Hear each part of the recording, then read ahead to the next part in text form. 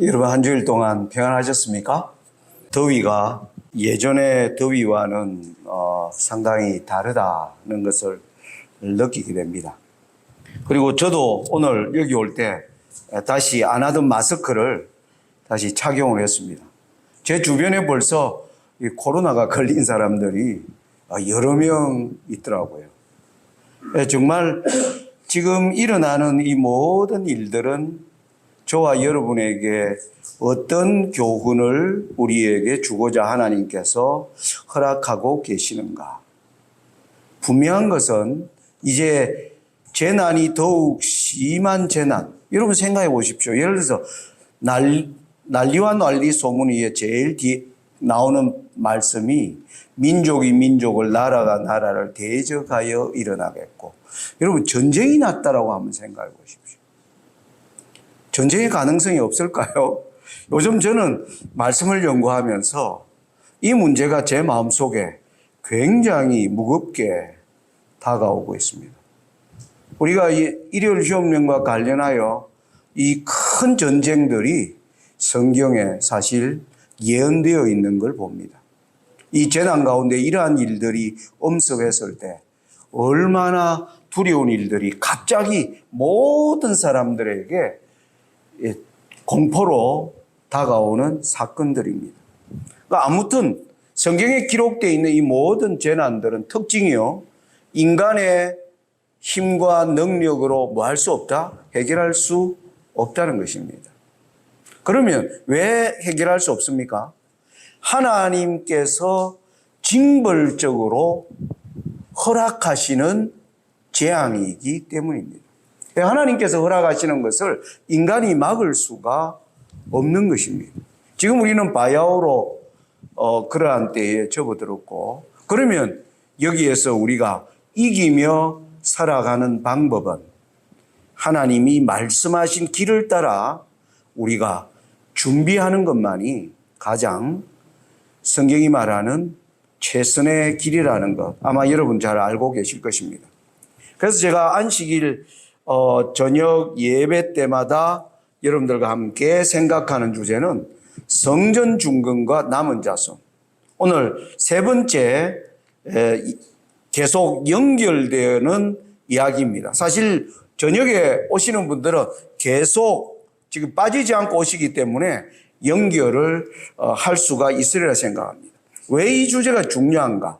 다시 말씀드리면 우리 제7일 안식일 예수 재림교회가 태동하게 된 배경, 첫째와 둘째 천사와 셋째 천사의 기별의 사명을 가지고 한 교회가 탄생했습니다. 그것이 바로 제7안식 예수 재림교회고, 제7안식 예수 재림교회는 이 세 천사의 기별이 하늘 성소 정결과 관련되어 있는 사건임을 깨닫고 하나님께서 그 증거를 세상에 남기도록 하셨는데, 우리가 이 일을 제대로 하지 못하고 있는 것이 현실입니다.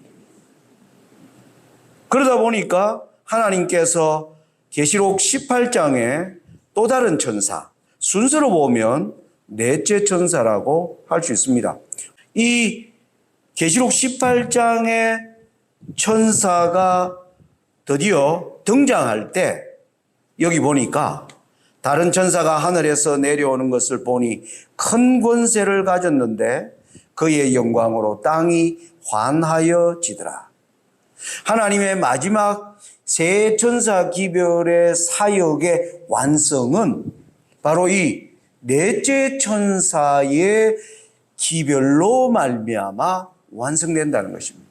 이 넷째 천사는 다른 기별을 전하는 게 아니라 앞에 세 천사 기별을 완성하지 못했기 때문에 그 기별에 힘과 능력을 더해주기 위하여 하나님께서 특별히 파송하는 천사라는 것을 우리는 알고 있습니다. 자, 이런 관계가 우리가 구약 성경에 보니까, 구약 성경에 이스라엘 백성들이 바벨론의 포로로 잡혀가서 하나님께서 다시 무너진 성소를 중건하는 명령이 세 차례에 걸쳐서 주어지고, 그리고 아닥사스다 20년에 네 번째 조서가 내리는 이 모든 관계는 오늘 우리 재림교회가 처해 있는 상황을 잘 보여주고 설명해주는 구약의 사건이라고 생각되는 것입니다. 그러므로 저는 사실 우리 양주 중앙교회 모든 분들이 이 주제를 깊이 연구하는 것이 가장 중요하다고 생각합니다. 그래서 계속 이 주제를 강조해서 말씀드리는 것입니다. 자, 이것을 우리가 연구하는 데서 제가 네 가지 중요한 질문에 우리는 답할 수 있어야 된다. 첫째 질문이 페르시아 왕들은 이방의 왕인데도 불구하고 연이어서 예루살렘의 중건과 예배 회복과 관련한 조서를 내렸는가? 우리는 고레스, 다리오, 아닥사스다 세 왕에 걸쳐서 내리는 이 모든 조서들을 에스라서를 통해서 우리는 이미 살펴보았습니다. 여기 이방의 왕들의 마음을 움직여서 하나님의 성전을 중건하게 하는 이 사역은 거기에 인간의 어떤 공로나 인간의 어떤 노력이 거기에 수반되어 있는 것을 우리는 전혀 볼 수 없습니다. 오직 여호와의 열심이었습니다. 하나님께서 당신의 이 일을 하나님께서 뭐 하셨고요? 우리에게 약속하셨고 그 사명을 하도록 하나님의 백성들에게 위임했지만은 하나님의 백성들의 불충성으로 말미암아 그 사역이 지체되고 벽에 부딪혔을 때 하나님께서 친히 그 일을 이루어 가시는 것을 우리는 이 에스라서를 통해서 조서에 등장하는 역사적 배경을 볼 때 우리는 것을 배울 수 있습니다. 그러면 오늘날도 세천사 기별의 이 사역을 완성하지 못하는 것은 오늘 제7일 안식 예수 재림교회 일원인 저와 여러분에게 우리는 심각한 우리의 나태함과 우리가 하나님의 신실한 언약에 우리가 얼마나 불충성하게 살아왔다는 것을 우리는 고백해야 할 것입니다. 그런데 이 사역은 반드시 마칠 겁니다. 어떻게 마칩니까? 여호와의 열심으로 마치는 것입니다. 그래서 하나님께서 지금 이 세상에 이 재난을 통해서 하나님께서 저와 여러분의 마음을 지금 모으고 계시는 것입니다. 너희들이 지난날 살아온 길을 한번 생각해 보라. 인간이 수많은 과학과 지식과 인간의 모든 공로들을 자랑하면서 자본주의가 인류를 정말 행복하게 할 것처럼 그렇게 보였지만 여러분 지금 속수무책으로 흔들리는 세상을 보는 것입니다. 여러분 날마다 길거리에서 사람을 그냥 죽이고 엄마가 아이들을 그냥 내팽개치고 이런 일들이 매일같이 일어나는 걸 우리가 보고 있는 거예요. 그런데 우리가 깨어나지 않는 것입니다. 신기하죠? 왜 그럴까요? 우리가 깊이 병들어 있는 것입니다. 이 마지막 사업도 저는 이것을 공부하면서 깨닫는 게 뭐냐면 하나님의 열심으로 이 사업을 이루는데 그때 그 이루시는 사업에 뭐합니까? 우리가 동참할 수 있어야 한다. 그 사람들이 마지막 남은 무리라고 하는 것을 저는 이것을 연구하면서 확실하게 깨닫게 되었습니다. 두 번째 질문이 뭡니까? 고레스 왕의 이제 성전 중건령이 내렸음에도 불구하고 다리오 왕 2년에 하나님의 말씀이 학개와 스가랴 선지자를 통하여 집중된 이유는 무엇인가? 여러분 여기 이 도표 고레스, 캄비세스, 다리우스, 아하수에로, 아닥사스다 이 5명의 왕이 이 계보를 따라 어떤 일을 했는지 여러분 제가 자주 여러분에게 여러분의 귀에 못이 박도록 제가 강조하고 싶은 것입니다. 왜? 이 배경을 잘 알고 이 시대에 관한 교훈을 얻고자 여러분들이 개인적으로 연구해 보시라고 하는 것입니다. 여러분 고레스 왕의 조서가 내렸습니다. 그런데 예루살렘으로 갔습니다. 사단이 당연히 거기를 방해하겠죠. 사단이 길을 방해해 버리니까 뭐예요? 백성들이 다 뒤로 물러가 버렸습니다. 그러면서 전부 뭡니까? 자신들의 어떤 삶을 편안하게 하기 위한 거기에 모두가 몰두합니다. 우리가 여러분 생각해 보세요. 최근으로부터 약 한 30년 전 한번 생각해 보십시오. 신앙을 하는 재림교인들이 갑자기 우리의 삶이 부유해지는 것 같았습니다. 여러분 1990년 이전에 한국 사회가 이렇게 멋진 아파트, 모두가 다 자가용을 타고 다니면서 해외여행을 다니는 이 기간은 약 1990년대에서 2020년 이 30년 기간에 엄청난 발전이 있었던 것처럼 보입니다. 재림교인들도 이 세상의 부유함에 흥청망청 따라간 겁니다. 저도 마찬가지입니다. 저도 이 기간을 가만히 지금 뒤돌아보면 회개할 일이 정말 산더미처럼 많은 거예요.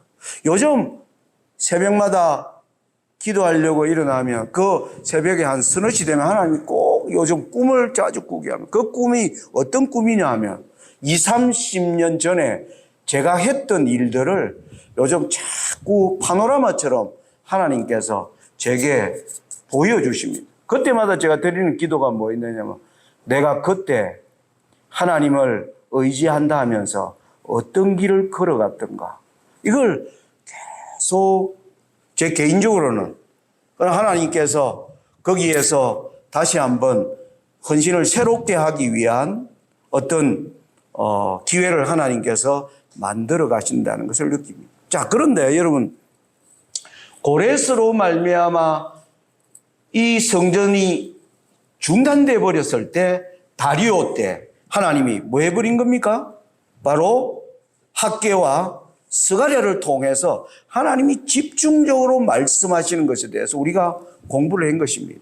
여러분들이 학개서와 스가랴를 펴서 보면 6월에 7월, 8월, 9월 하나님께서 그 물러난 백성들을 하나님의 하신 언약으로 다시 헌신하게 하기 위하여 하나님께서 주시는 말씀이 기록되어 있는 것입니다.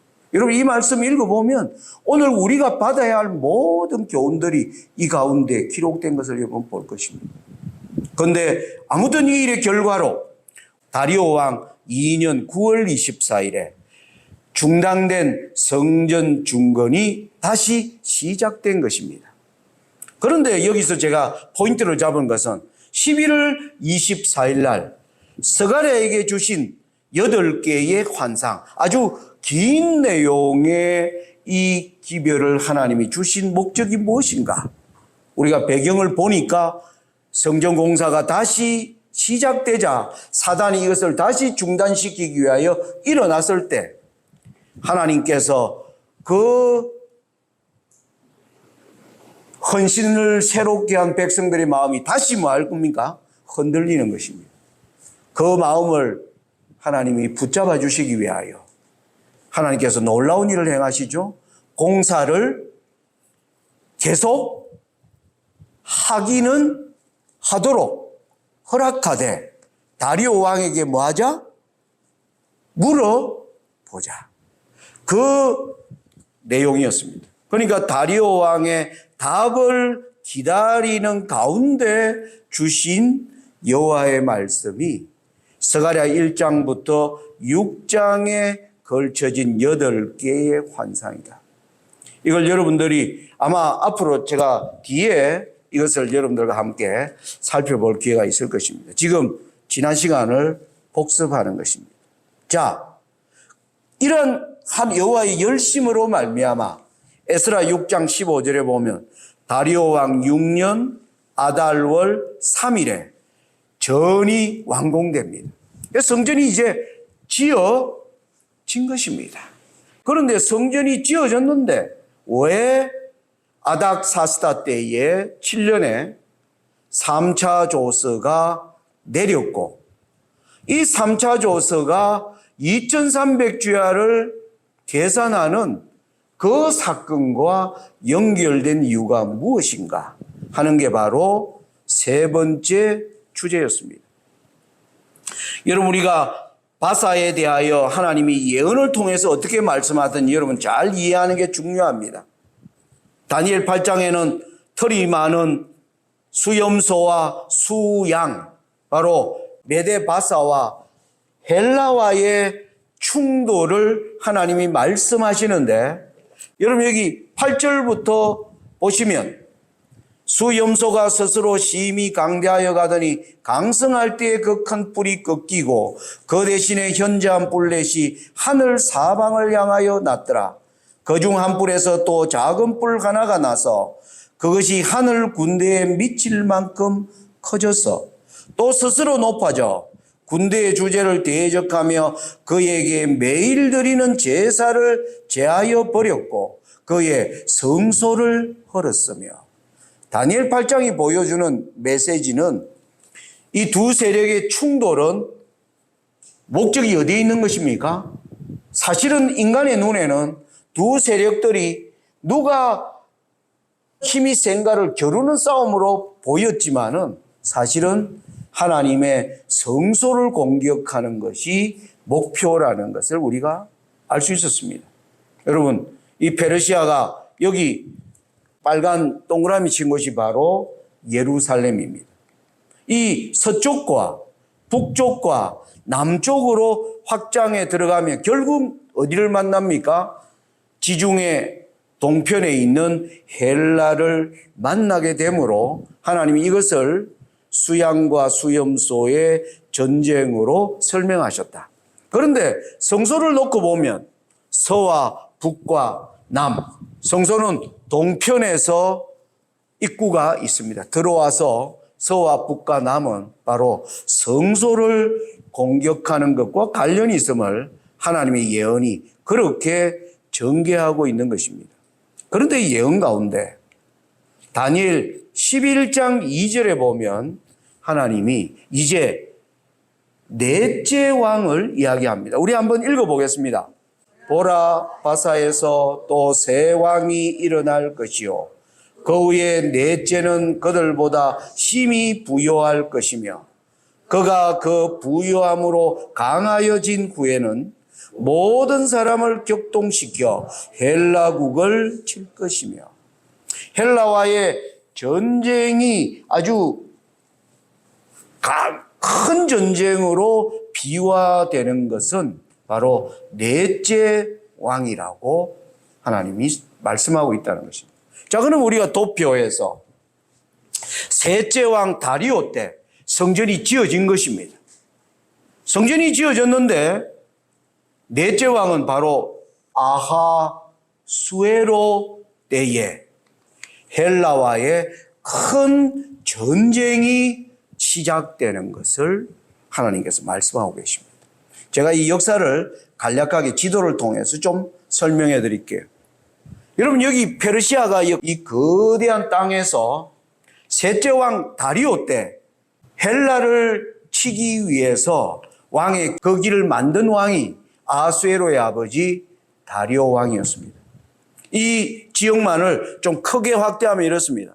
여러분, 여기 지도 바다 사이에 엄청나게 작은 섬들이 굉장히 많이 모여 있습니다. 이 지역을 오늘날 에게해라고 그럽니다. 에게해. 여기에 수많은 작은 섬들이 전부 섬을 중심으로 뭐예요? 고기를 잡으면서 무역하면서 살아가는 이곳에 드디어 페르시아라고 하는 거대한 군대가요 들어오는 길을 처음으로 만들어낸 왕이 아하수에로의 아버지 다리오입니다. 이 다리오가 접근해 들어오면서 처음에 이 작은 섬들이 거대한 페르시아에 도저히 맞서겠다고 하는 자신이 없었습니다. 이 작은 섬들로 구성된 그 도시들이 페르시아를 도저히 대항할 능력이 없어요. 그래서 페르시아가 성승장구 들어오면서 육지에 들어와 군대를 모은 전쟁이 바로 이 지역이 마라톤 평원입니다. 여러분, 올림픽에 마라톤이라는 경기가 시작된 원인이 여러분 마라톤 전쟁이 바로 이때 일어난 것입니다. BC 490년입니다. 다리오 왕이 이제 말년에 이 마라톤 병원, 오늘날 그리스에서 보면 이게 현재의 마라톤 병원입니다. 굉장히 평평한 이곳에 페르시아의 거대한 군대가요, 드디어 진격해 들어오니까 여기에 있는 작은 헬라가 그 전쟁을 이제 맞이하게 된 것입니다. 여기에서 페르시아군이 이기지 못합니다. 그래서 유명한 얘기가, 여기에서 헬라가 그 남쪽에 엄청나게 큰 나라의 군대를 물리쳤다는 그 성전보를 군사가 뭐예요? 달려가서 아테네에 보고했는데 그 길이가 재보니까 42.195km였다. 그래서 오늘날 그게 무슨 경기가 된 거예요? 마라톤 경기가 된 것입니다. 이 전쟁을 누가 치렀다고요? 셋째 왕, 아하수에로의 아버지 다리오 왕 때 일어난 전쟁입니다. 그러고 나서 다리오 왕이 죽습니다. 그러니까 아들이 아버지가 하지 못했던 헬라를 대대적으로 원정하기 위해서 이제는 대군을 일으키는 전쟁이 바로 아하수에로가 일으키는 큰 전쟁이, 여기 살라미스라고 하는 이 섬을 점령하기 위한 거대한 전쟁을 살라미스 해전이라고 그럽니다. 이 세계 역사책에 보면 이 전쟁은 굉장히 유명합니다.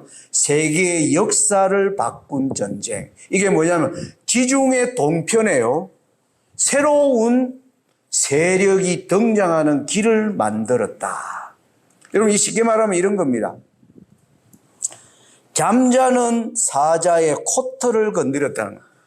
예전에 이 헬라라고 하는 나라는 작은 섬들로 구성되어가 별로 힘을 발휘하지 않았습니다. 그런데 거대한 페르시아가 들어오니까 어떻게 한 거예요? 싸워본 거예요. 싸우다가 보니까 큰 나라를 이긴 거예요. 그러니까 그 마음에 뭐가 있어요?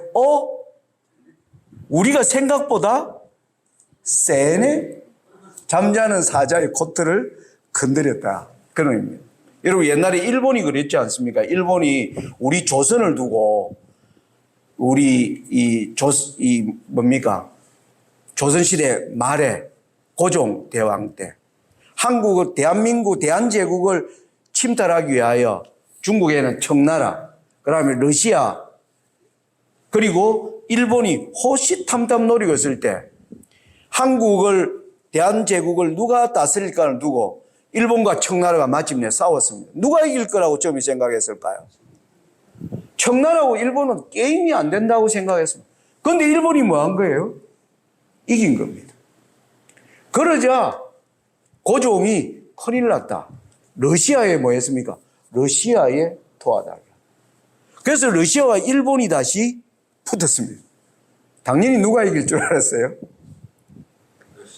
그런데 일본이 이긴 거예요. 이게 잠자는 사자의 코털을, 일본이 간이 커진 겁니다. 그래서 일으킨 게 뭐예요?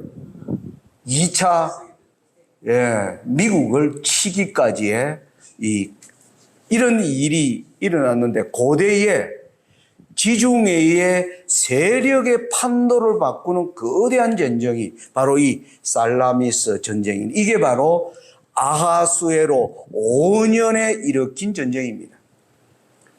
헤로도투스라고 하는 고대시대 역사가는 이 살라미스 해전에 동원된 군사가 100만가량, 100만 군대라고, 좀 이건 저는 상당히 과장된, 헤로도투스의 이 역사는 굉장히 과장된 게 많습니다. 고대시대에 100만이라는 게 쉬운 얘기가 아닙니다. 그런데 아무튼 엄청난 군사가 동원된 것만은 사실입니다. 그런데 여러분, 이 전쟁이 아수에로 왕 몇 년이라고요? 5년입니다. 여러분, 여기에 중요한 포인트가 있어요. 아수에로 왕에 대하여 기록하고 있는 성경책이 있습니다. 어디에 나옵니까? 에스더서입니다. 여러분, 에스더 1장에 보면요, 2절과 3절 우리 한번 읽어보겠습니다. 아수에로 왕이 수상궁에서 즉위하고 위에 있은 지 3년에 그 모든 방백과 신복을 위하여 잔치를 베푸니. 아수에로 왕이 위에 있은 지 3년에요. 큰 잔치를 베풉니다. 여러분, 그러면서 우리는 그 잔치에서 왕후 와스디가 쫓겨나고 2장에는 에스더가 왕비가 되는 얘기가 나오고요.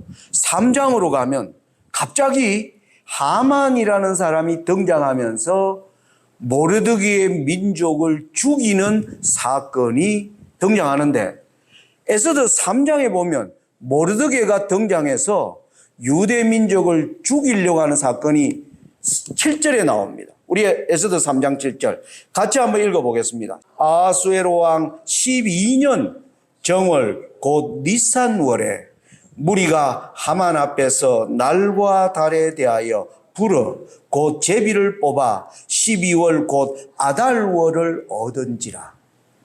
하만이 이스라엘 민족을 다 죽이려고 D-Day로 날을 잡았어요. 그때가 아수에로 왕 몇 년이라고요? 12년입니다. 자, 그러니까 여러분, 아까 살라미스 해전이 아수에로 왕 몇 년에 있었다고요? 5년에. 그러니까 에스더 1장과 3장 사이에 무슨 사건이 있는 겁니까? 살라미스 해전이 있었던 것입니다. 여러분, 이걸 알고 에스더서를 읽으면 전혀 다른 어떤 굉장히 의미 있는 것을 우리가 발견할 수가 있습니다. 모든 사건에 하나님이 이 기록을 통하여 고리와 고리를 연결하는 그러한 실마리들이 있는 걸 우리가 볼 수 있는 것입니다. 그걸 통해서 우리가 그 시대와 우리 시대를 조망해 볼 수 있는 것입니다. 이 사건을 통하여 우리는 바로 누가 등장합니까? 에스더와 모르드게가 드디어 주인공으로 등장하는 시대. 바로 아닥사스다를 하나님이 준비시키는 과정 속에 있는 것입니다. 여러분, 하나님께서 정말 무지한, 우리가 하나님 앞에 정말 우리의 특징이 하나님의 말씀을 이렇게 오묘한 말씀 우리가 잘 연구하지 않는다는 것. 우리가 너무나 무지하다. 그런데 우리가 알려진 사건에도 우리가 뭐 하지 않는 겁니까? 우리가 충성되이 살지 않는 것입니다. 그런데 하나님은 우리를 뭐 하시는 거예요? 불쌍히 여기시고 우리를 아끼신다는 것입니다. 뭐 때문에요? 그래도 여호와의 이름을 부르는 백성이다. 여러분, 여기에서 우리가 아닥사스다 7년의 3차 조서의 의미가 어떠한 배경을 가지고 이루어지는가를 알 수가 있습니다. 여러분, 에스라 7장을 보면 이 아닥사스다 왕의 7년은 에스라에게 준 조서임을 우리가 공부했습니다. 10절 읽어보면 에스라가 여호와의 율법을 연구하여 준행하며 율례와 규례를 이스라엘에게 가르치기로 결심하였었더라. 여호와의 계명인 말씀과 이스라엘에게 주신 율례의 학사인 학사 겸 제사장 에스라에게 아닥사스다 왕이 내린 조서 초본은 아래와 같으니라. 12절입니다. 모든 왕의 왕 아닥사스다는 하늘의 하나님의 율법의 완전한 학사 겸 제사장 에스라에게 조서하노니 우리나라에 있는 이스라엘 백성과 저희 제사장들과 레위 사람들 중에 예루살렘으로 올라갈 뜻이 있는 자는 누구든지 너와 함께 갈지어다. 이 3차의 조서는 에스라에게 내린 조서입니다. 에스라를 아닥사스다가 뭐라고 부르있습니까? 하늘의 하나님의 율법의 완전한 학사 겸 제사장 에스라라고 부르는. 아닥사스다는 자기가 어머니로 있었던 에스더와 페르시아의 총리로 있었던 모르드게로부터 하나님에 대한 사상을 전수받은 왕임을 우리가 여기서 알 수 있습니다. 이 3차 조서가 바로 이런 내용을 가지고 있는 것입니다. 자, 그러면 이 3차 조서는 2300주야의 예언과 직접 관련되어서 등장하는 이유가 뭐냐. 이제 오늘 이걸 좀 마치기 전에 좀 우리가 생각하려고 하는 것입니다. 선지자왕 619페이지에요. 엘렌 G. 화이트 이렇게 말씀합니다. 성전은 완공되었고 성벽도 일부분 보수되었다. 여러분 바로 다리오 왕 6년에 아까 성전이 완공됐다고 그랬죠. 그 후에 성벽도 많이 일부분 보수되고 있다. 그러나 아직도 해야 할 일들이 많았다. 전에 예루살렘에 돌아온 사람들 중에는 여생을 하나님께 바쳐 충성을 다한 사람들이 많았으나 그 자녀와 손자들 중에 상당한 수요가 하나님의 율법에 대한 신성성을 잃어버렸다. 책임을 맡은 어떤 사람들까지도 공공연히 죄를 지으며 살고 있었다. 그들의 행위는 다른 사람들이 하나님의 사업을 전진시키기 위하여 이룩한 노력을 적잖이 소멸시켰다. 이는 율법의 흉악한 범행이 견책을 받지 않고 지나가도록 허용되는 한 하늘의 축복이 백성들에게 임할 수 없기 때문이다. 여러분, 성전이 중건되었음에도 에스라에게 이 조서가 내린 이유가 무엇인가? 그리고 에스라에게 내린 조서를 2300주야의 시작으로 하나님이 삼으신 이유가 무엇인가? 여러분, 이 말씀을 통해서 분명히 여러분의 마음에 이해되십니까? 하나님의 이 성전 중건과 관련되어 있는 이 백성들이 여호와의 율법에서 점점 왜 버린 겁니까? 떠나버린 것입니다. 심지어는 뭐예요? 공공연히 죄를 지으며 살고 있었다는 거예요. 하나님의 백성들. 율법의 표준이 무너져 버린 것입니다. 여러분, 오늘 이게 우리 재림교의 현실과 여러분 맞닿아 있지 않습니까?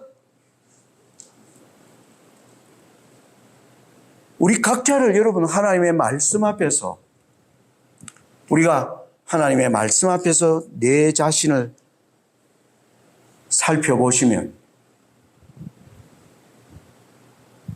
제가 아까 서두에 말씀드린 것처럼 새벽에 요즘 일어날 때가 되면 꼭 3시, 4시 그때 되면 꼭 꿈을 꿔요. 그 꿈이 아까 말씀드린 한 20, 30년 전에 제가 했던 것들을 다시 비디오를 다시 돌리는 것처럼 제가 그래서 새벽에 일어나서 무릎을 꿇고 제 20, 30년 전에 했던 그 어리석은 그리고 하나님께 그 당시 수많이 하나님 뭡니까? 그 당시 돈 버는 재미가 있었어요. 저도 20, 30년 전에 돈 버는 재미에 몰두해가지고 교회를 다니지만은 하나님의 표준에 대하여 뭐 했습니까? 그 요구에 엄숙히 서는 경험이 없었고 어리석은 선택과 제 욕망을 따라 살아간 것을 계속 특별히 제가 그 당시 중국에 살고 있었기 때문에 오늘날 이게 당시에 하나님의 백성들의 상태였고 오늘 우리의 영적 상태와 아주 직결되어 있는 것입니다.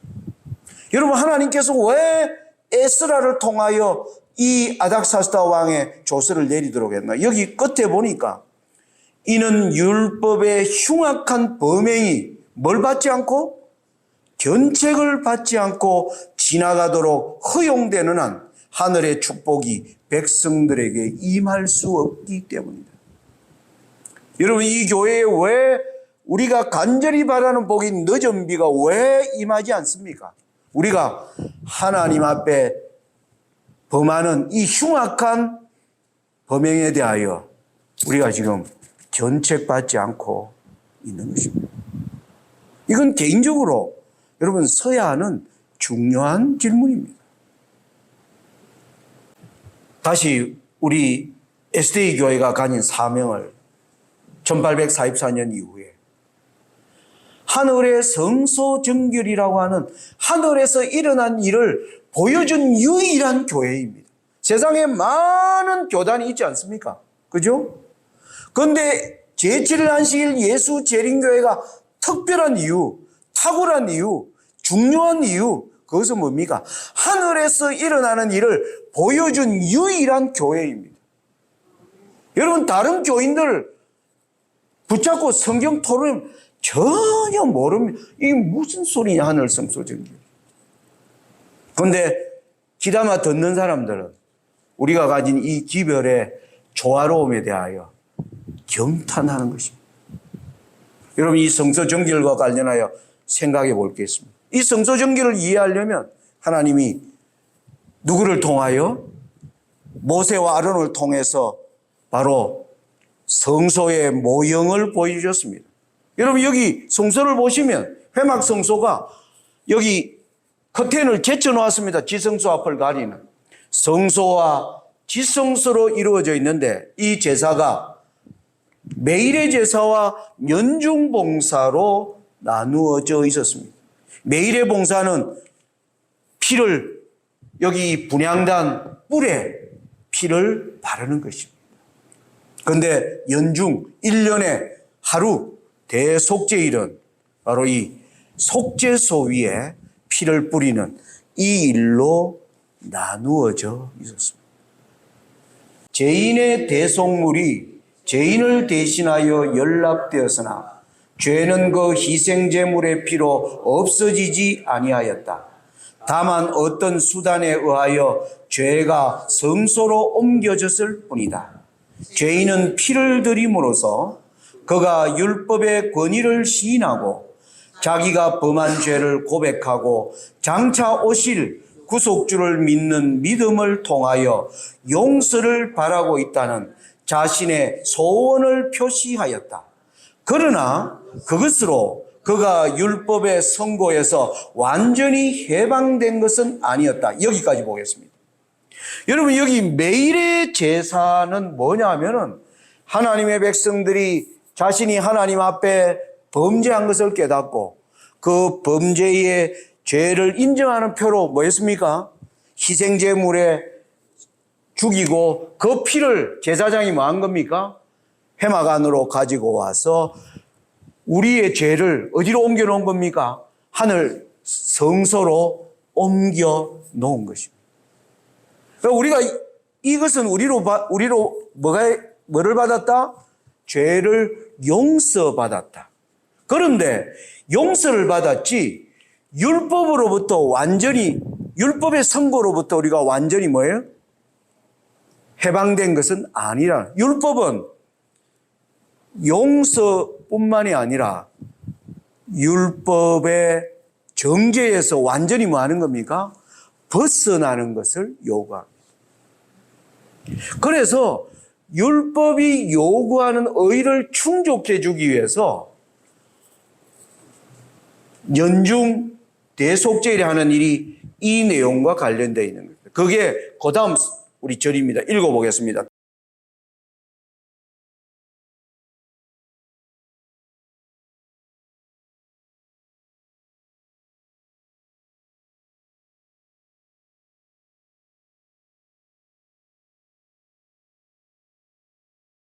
대속죄일의 대제사장은 회중에게서 받은 제물을 취하여 그 제물의 피를 가지고 지성소에 들어가 바로 율법을 넣어둔 법궤의 뚜껑에 해당되는 속죄소 위에 그 피를 뿌려 율법의 요구를 충족시켰다. 여러분, 성소 정결은 율법의 요구를 뭐 하는 겁니까? 충족시키는 것입니다. 여러분, 이 1844년 이후에 하늘 성소 정결이 아직도 끝나지 않은 것은 저와 여러분의 삶에서 율법의 요구를 충족시키는 것이 무엇인지 이해하고 경험하는 것이 우리에게 이루어지지 않았다는 표시입니다. 우리가 이 문제를 여러분의 개인의 영혼을 위해서 신중하게 엄숙하게 여러분이 이 주제를 연구하셔야 됩니다. 엘렌 지 화이트는 얘기했습니다. 이것을 연구하면 우리의 마음에 놀라운 변화가 일어난다 그랬습니다. 모세에게 너가 쓴 곳은 거룩한 곳이니 너 발에서 신을 벗어라. 하나님 앞에 우리가 정결하게 서는 것이 무엇인가에 대한 깊은 생각을 하게 되는 것입니다.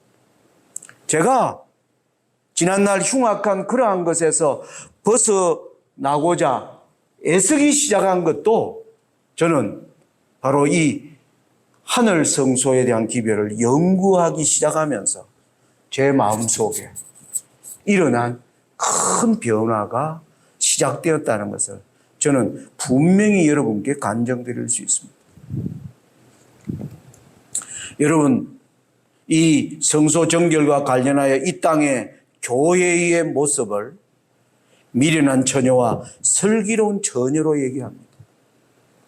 우리 양주중앙교회가 하나님의 눈에 미련한 처녀로 보일 것인가?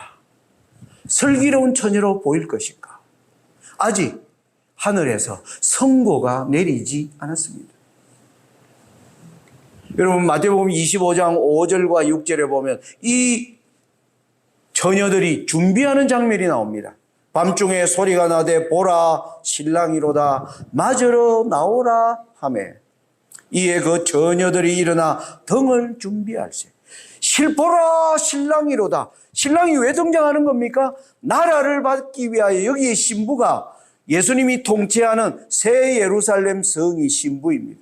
여기서 보라 신랑이로다 하면 예수님이 드디어 통치하시는 하나님의 나라가 이 땅에 임하는 그것을 알리는 외침이 일어날 때 처녀들이 일어나 교회들이 일어나 등을 준비한다는 것. 이 등을 준비하는 데서 미련한 처녀와 슬기로운 처녀로 갈라집니다. 여러분 여기에 등을 준비할세 이 내용이 영어 성경에 보면 이걸 trimmed the lamp 이렇게 써놨습니다. 여러분 트림이 뭐냐면 여기 등이 있잖아요. 등의 심지를 자르다라는 뜻입니다. 그러니까 여기 등을 준비할세 이 말은 등을 손질한다는 뜻입니다.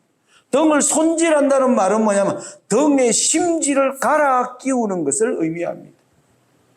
보라 지금 이 오늘날 지금 세상에 임하는 모든 사건들은 저와 여러분에게 하늘이 보라 신랑이로다라고 하는 이 외침 앞에 우리의 모든 뭡니까? 관심을 기울일 것을 요청하고 있는 것입니다. 이때 교회가 등의 심지를 갈아 끼우는 경험이 무엇인가? 지금까지의 이 심지는 여러분 옛날 등불, 호롱불 보면 이 심지가 갈아주지 않으면 어떻습니까? 심지가 나중에 빳빳이 굳어서 조금만 바람이 불어도 훅 꺼져버리는. 그래서 이것을 활활 타오르게 하기 위해서는 어떻게 합니까? 심지를 갈아 끼워야 하는 것입니다. 이 경험이 바로 저와 여러분, 우리가 해야 할 경험이라는 사실. 오늘 말씀 마치면서 여러분, 하나님이 오늘날 이 교회에 기대하는 것은 무엇일까? 우리 깊이 생각해 봐요. 우리의 영원한 운명과 관련되어 있습니다. 여러분, 그래서 우리가 서로 사랑하고 서로 아끼고 서로 주님이 말씀 주시는 언약 안에서 서로 뭡니까? 격려하며 가야 하는 것입니다. 이 교회에 하나님이 이름을 주셨습니다. SDA, Seventh Day Adventist, 안식일. 하나님의 이 하늘 성소는 정결은 여호와의 율법의 요구를 충족하는 것이다.